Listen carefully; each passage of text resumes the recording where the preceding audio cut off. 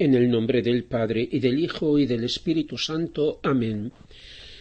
Queridos hermanos, hemos celebrado la fiesta litúrgica de Cristo Rey, con la cual termina el año litúrgico, porque todas las fiestas y celebraciones tienen como meta y fin el cumplimiento de su reino, así en la tierra como en el cielo.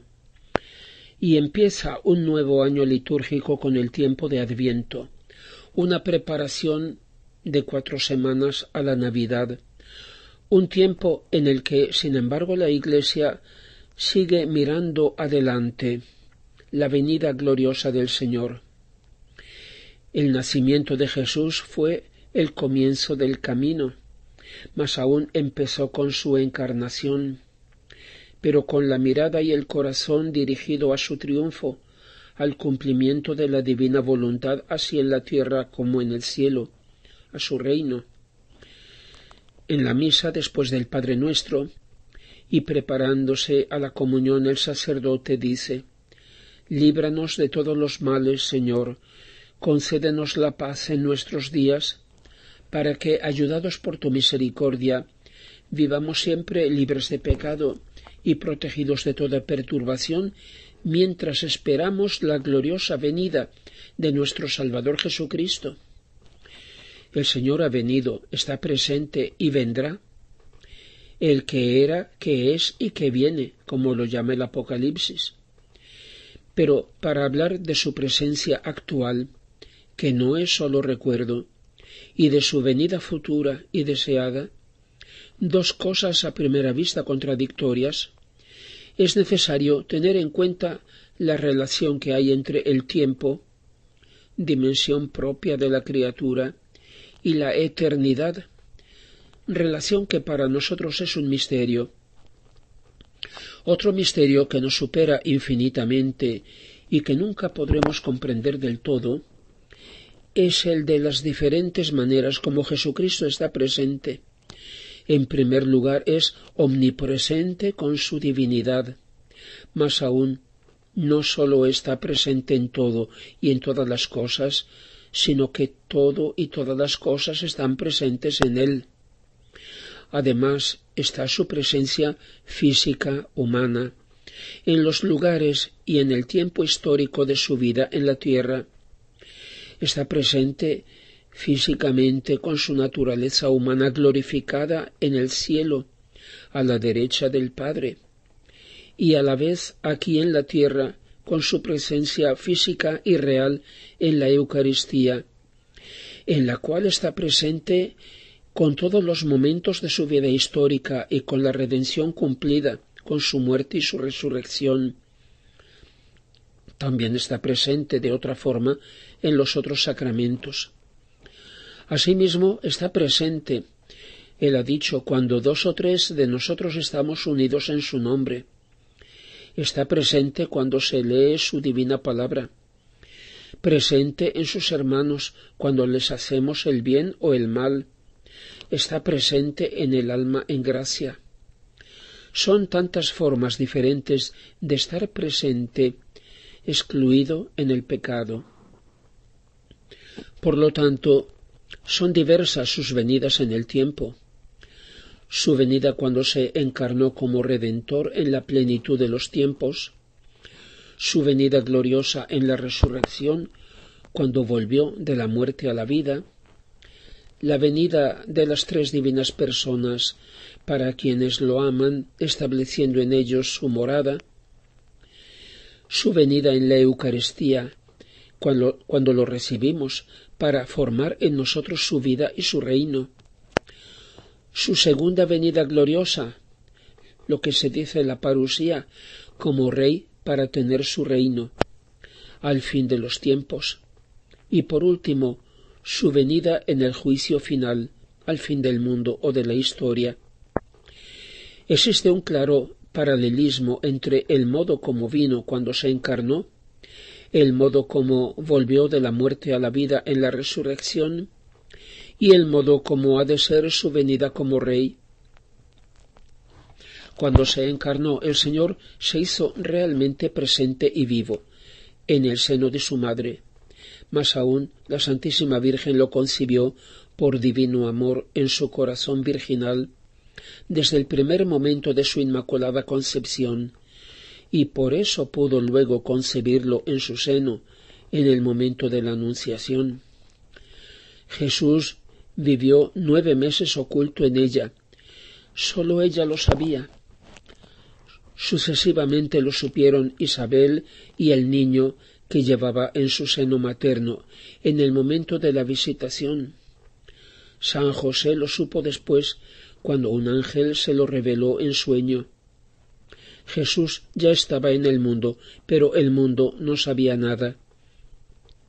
Cuando nació, lo supieron los pobres pastores de Belén, y poco más tarde el anciano Simeón y Ana de Fanuel en el templo, y luego los Reyes Magos. Pocas personas, y así todo el tiempo de su vida oculta. A los 30 años Jesús empezó a manifestarse a partir de su bautismo en el Jordán. Sus discípulos poco a poco acogieron su manifestación, pero no se daban cuenta de verdad de quién es Jesús.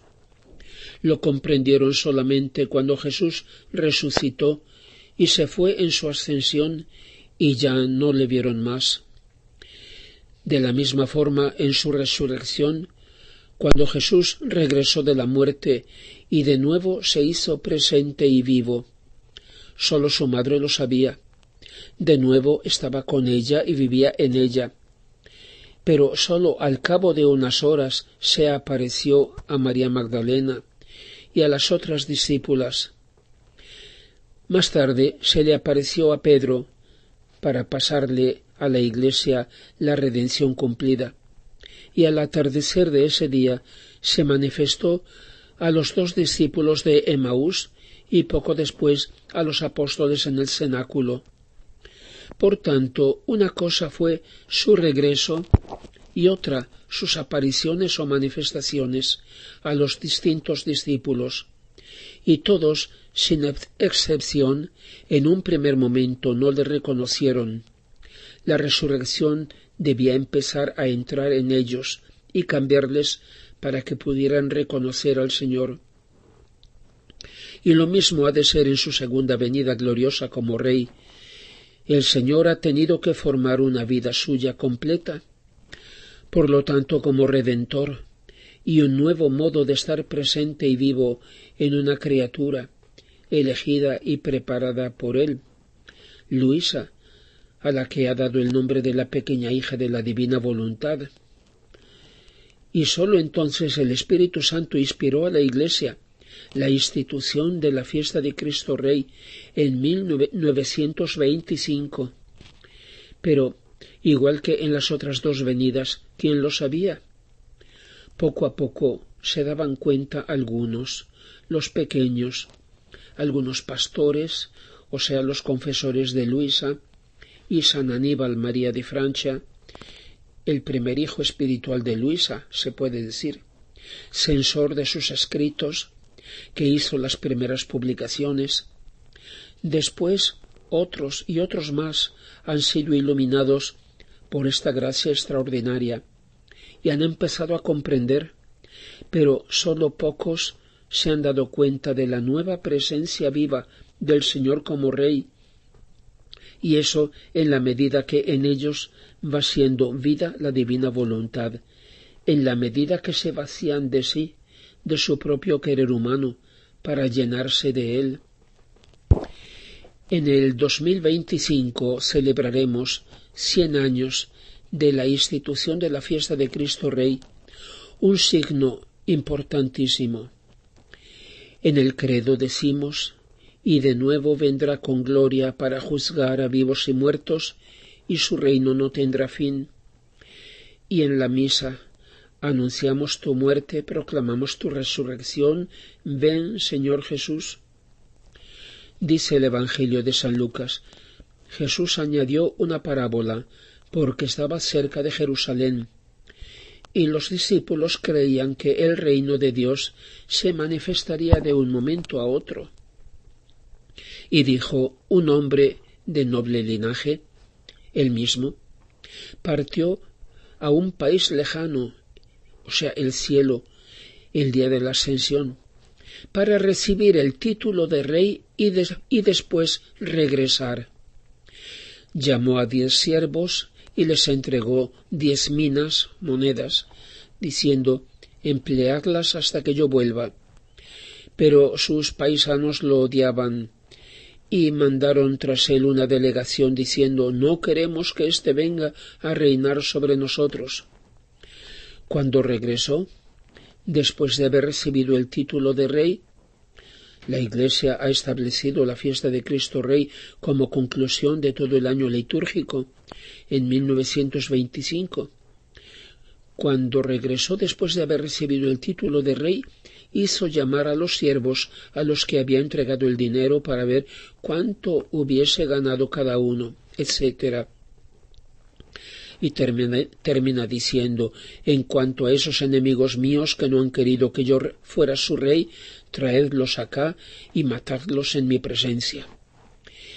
En el cielo Jesús es el rey, pero aquí en la tierra ha recibido oficialmente de la Iglesia el título, signo de que finalmente ha empezado a reinar en una primera criatura de la estirpe común, de los nacidos en el pecado original, en la que él llama la pequeña hija de la divina voluntad, cuya causa de beatificación, como sabemos, ya está introducida desde hace unos años.